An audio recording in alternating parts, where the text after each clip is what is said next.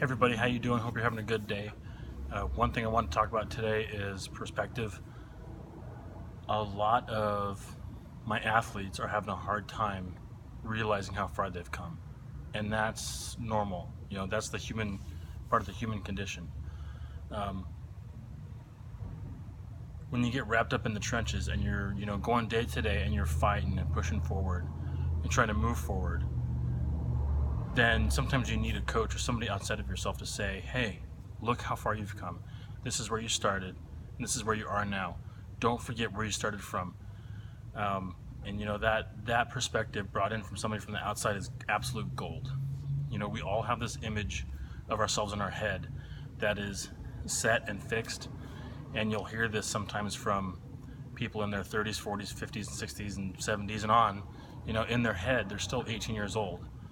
And they're 18 years old in their head for decades.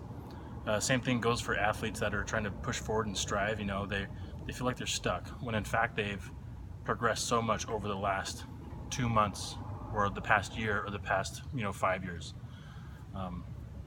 It's really hard to do that. It's really hard to keep that perspective at a distance and still be able to hone in on the day-to-day and still kind of grind things out and go for new PRs every week in everything.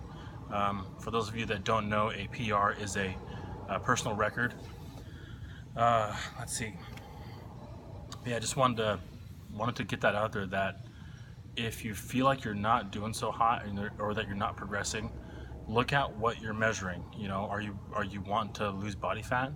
Then look at what you're measuring for your food, your inputs, and look at what you're measuring for your outputs, i.e. your body fat and your weight. Don't just track your weight, because that's not a great representation. Don't just track your food, because that's only tracking your inputs. And so you track your inputs, the food that you take in, and then track your outputs, and then measure, and then you adjust your food, your inputs, based on the outputs. But first, you have to be consistent with tracking your inputs. So that goes for food, and that goes for lifting, and that goes for pretty much anything, like life and business, and you name it. One thing that you don't want to quantify, though, is relationships. You don't want to just try to get something out of relationships or anything. It's kind of funny. It's dawning on me, while I'm talking about this, but you get out what you put in. You get out what you put into it. And I've said this before, but it's an opportunity and an obligation, and those two are kind of joined together at the hip. It's an opportunity and an obligation for us to put in everything that we can, because our time is extremely limited. Just keep that perspective. Look at where you started, and try to add that to your routine. Like every Sunday, look at where you started, look at where you are now, and try to see that progress.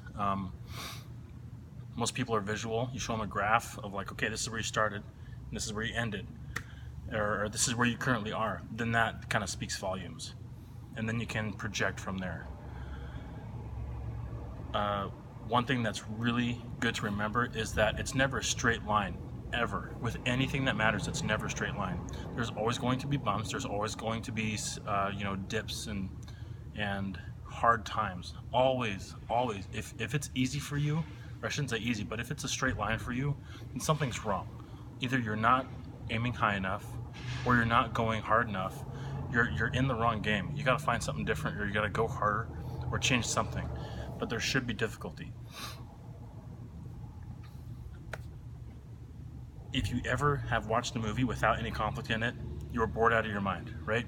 And the same thing goes for you and me. If you're trying for anything in success and it's easy, or there's no dips, then screw that. Who wants that? It's like playing a video game with cheat codes. It gets boring just real quick. So embrace the suck, embrace the dips, and just keep going. If you haven't already, check out one of my latest blog posts. It's called Principles by Ray Dalio. It's a video. It's half an hour long. I really suggest you watch it instead of watching another episode of your favorite show. It'll explain things quite a bit better than I can in this video. Ray Dalio is one of the 100 most influential people of all time. I forget what magazine ranked him, But basically, he got into investing and then lost it all, lost everything he had. I mean everything. And then slowly kind of got his feet back under him and developed these principles that he kind of lives by.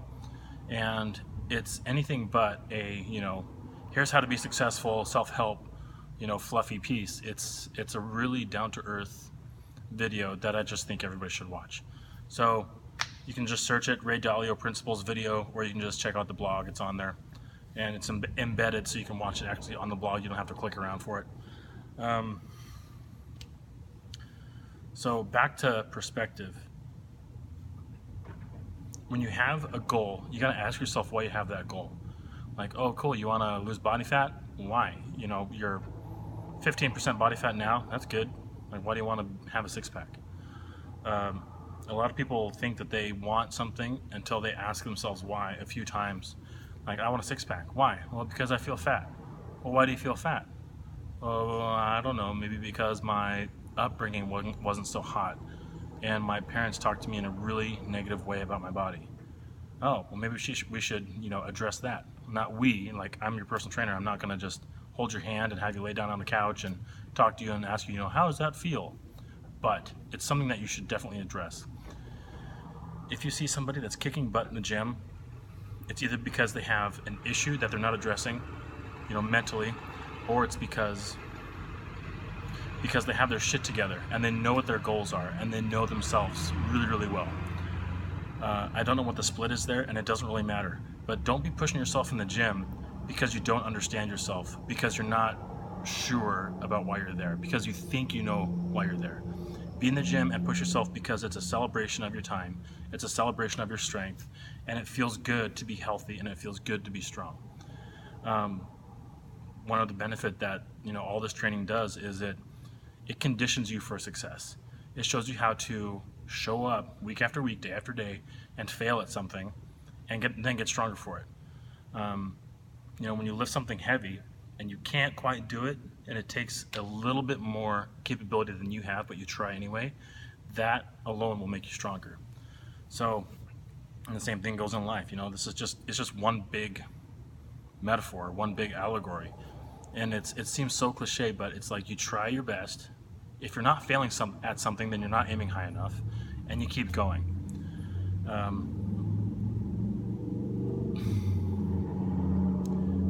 Try to fail at something every day, and it can be as small as like, oh, I missed that rep. But it's hard, right? Oh yeah, well, congratulations, you got stronger for it. That's the basic principle there. It can be as simple as like, there's a girl at school that you have a crush on, or a guy at school that you have a crush on, and you ask them on a date, and they just chuckle and they say no. Okay, that's fine. If they're chuckling at you when you go out on a limb and ask them on a date, then they're probably not the person for you anyway. I can go on, but basically you got to put yourself out there, and once you do, and once you fail at something, and then afterwards you realize like, oh, the world is going on. The world is still turning. I'm okay. I'm safe. I can try again at something.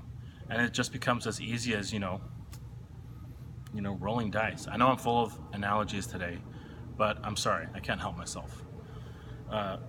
Failure is just like rolling dice. It costs nothing to roll dice. Nothing. So try as many times as you want, at as many things as you want, but just keep trying and keep moving forward. You can't lose. So why aren't you trying? If your goals don't scare the crap out of you, then you're not aiming high enough. If you haven't failed in the last week, then you're not moving forward.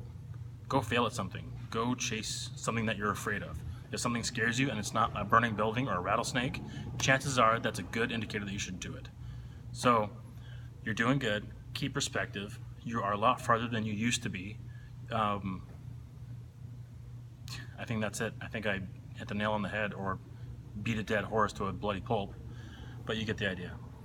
Don't forget to subscribe to my YouTube channel, or you can just listen to this as a podcast, Apple, iTunes, and Stitcher and all that stuff. Let's see. I think that's it. Have a good day. Peace out.